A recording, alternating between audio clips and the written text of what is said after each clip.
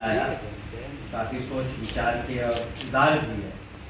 उसके संबंध में कुछ उनके मन में बातें थी, रिजर्वेशन थे, तो उन पर सहानुभूतिपूर्वक विचार करते हुए माननीय मुख्यमंत्री जी से विचार विमर्श करके, पदाधिकारियों से विचार विमर्श करने के बाद, उनसे विचार विमर्श करके हम लोगों ने निर्णय लिया है कि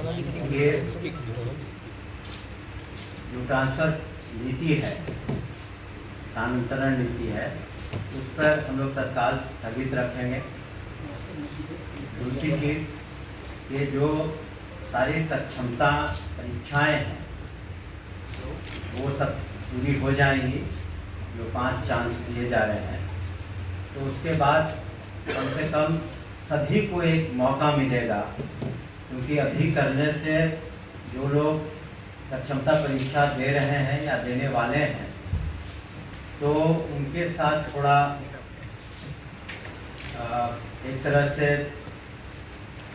उनको उतना फेयर नहीं होगा उनके लिए।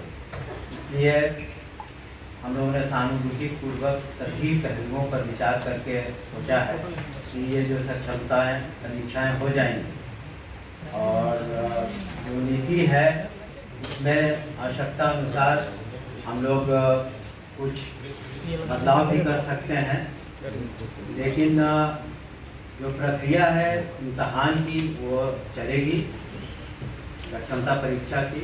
दूसरे जो नियुक्ति है वो पूरे राज्य में 1,14,000 से ज़्यादा जो काउंसलिंग में बिल्कुल हर तरीके से सही पाए गए हैं, उनकी नियुक्ति भी कल होगी। लेकिन जो ट्रांसफ़र पॉलिसी है तत्काल हम लोग उसको स्थगित रखे हुए हैं, तो पुनः विचार भी कर रहे हैं और आवश्यकता हुई तो हम लोग कुछ उसमें संशोधन भी करेंगे। लेकिन उसको जैसा कि पूर्व में हमने कहा है कि माननीय मुख्यमंत्री ने भी उसको सुधार रखने के निर्देश दिए हैं और हम लोग भी उसको सुधार रखेंगे और सोच विचार करने के बाद वो लोग फिर उसमें जो लोग नियुक्त होंगे और सरकारी सेवक होंगे, वो लोग जहाँ पर हैं वहीं पर तत्काल रूप से अपना ज्वाइनिंग देंगे। उसके बाद एक साथ जो सभी पर निश्चित रूप से उसका अध्ययन करके जो उचित कार्रवाई होगी, आपको भी इसके बारे में हम बता देंगे। ट्रांसफ़र नीति का जहाँ तक प्रश्न है, हमने कहा ना, चूँकि कई संस्थाओं ने और ऑर्गेनाइजेशंस ने कुछ अपने बातों को रखा और कहा कि जो ये नीति है इसमें कुछ और चेंजेस की आवश्यकता है, कुछ उसमें व्यवहारिक कठिनाइयाँ हैं, तो कुछ बातें उनकी सही लगी हम लोगों की।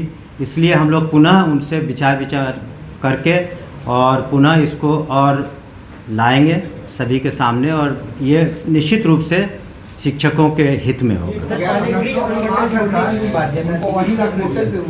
तो 3-4 अनुमंडल छोड़ना पड़ रहा था। नहीं, तो वो इसीलिए वो सब व्यवहारिक कठिनाइयाँ जो हमने कहा कि कई जिलों में एक ही अनुमंडल है, तो कुछ व्यवहारिक कठिनाइयाँ हैं, उन सबको हम लोग दूर करेंगे।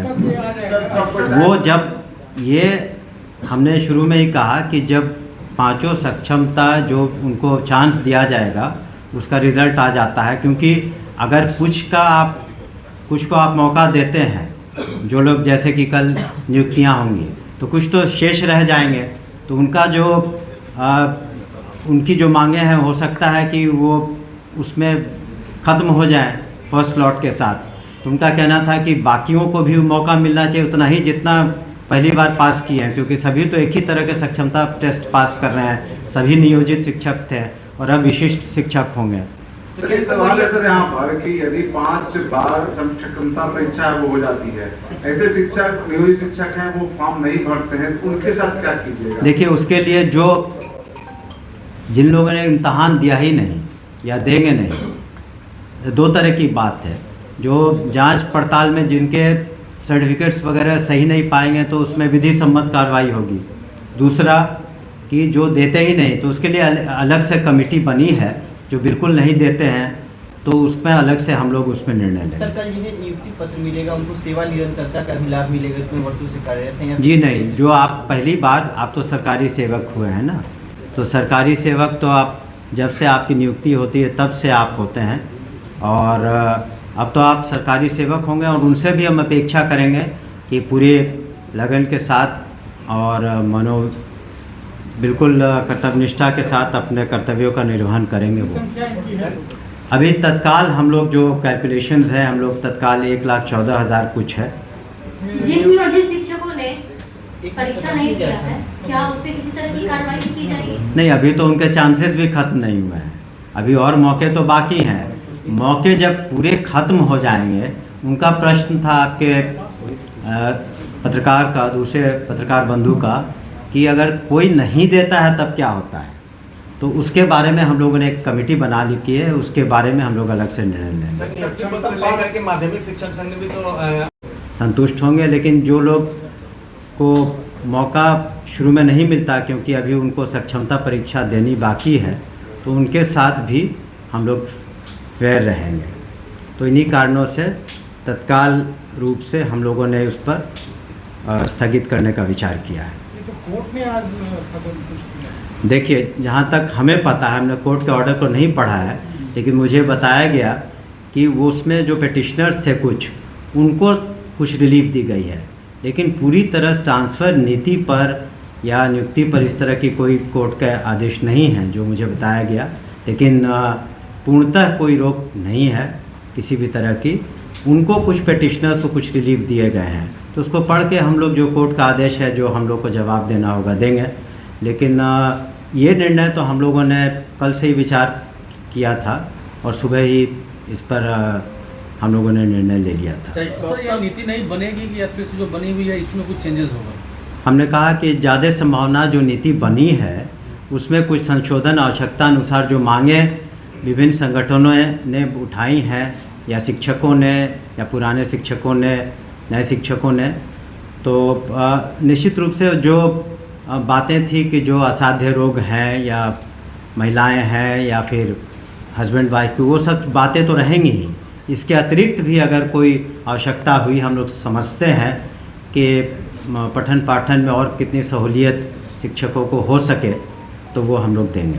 मंडल को लेकर के जो पुरुष शिक्षक थे वो कहीं न कहीं नाराज थे, तो उस पर क्या असर रहेगा? वही हमने कहा ना, इन्हीं सब ले करके कुछ लोग मिले भी हमसे, पदाधिकारियों से भी मिले, तो हम लोगों ने, ऐसा तो नहीं है, हम लोगों ने तो जब इतना माननीय मुख्यमंत्री जी ने किया है शिक्षा विभाग के लिए, शिक्षकों के लिए इतनी नौकरियां दी जा रही हैं, तो उनकी बातों को भी हम लोग सुन रहे हैं। और इसीलिए हम लोगों ने एक कह सकते हैं कि टेम्पररी तरीके से उस पर स्थगन लगाया है, और उसमें जो आवश्यकता अनुसार हम लोग संशोधन भी करेंगे पूरी बातों को पढ़ करके, ताकि किसी तरह की कोई किसी को डिससेटिस्फैक्शन नहीं हो। नियुक्ति पत्र वितरण हो रहा है क्या? जी, कल होगा पूरे बिहार में। ये एक तो माननीय मुख्यमंत्री के कर कमलों द्वारा अधिवेशन भवन में होगा, और दूसरा जिलों में होगा।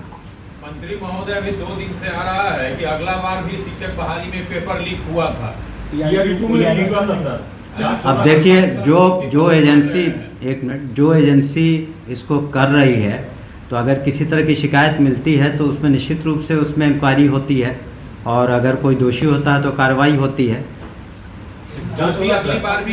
अगर कोई, जो जब भी पेपर लीक हुआ आनंद किशोर ही थे, आनंद किशोर पर कोई कार्रवाई आप लोग कर रहे हैं क्या? अगर इस तरह की, ऐसा तो नहीं है, जो रूल ऑफ लॉ है तो सभी के लिए बराबर है। अगर किसी तरह की कोई बात आती है तो सरकार तो कार्रवाई करती है, लेकिन अगर कोई प्रूफ हो कि इस तरह की बात है, तो निश्चित रूप से अगर कोई शिकायत आती है तो उस पर गहन रूप से सरकार के द्वारा, एजेंसीज के द्वारा छानबीन होती है। सर, ईओयू का सर जो चार्जशीट दायर हुआ है, समाचार पत्र में आया, उसमें ये कहा गया है कि टीआरईटी में भी पेपर लीक हुआ है। सर देखिए, उस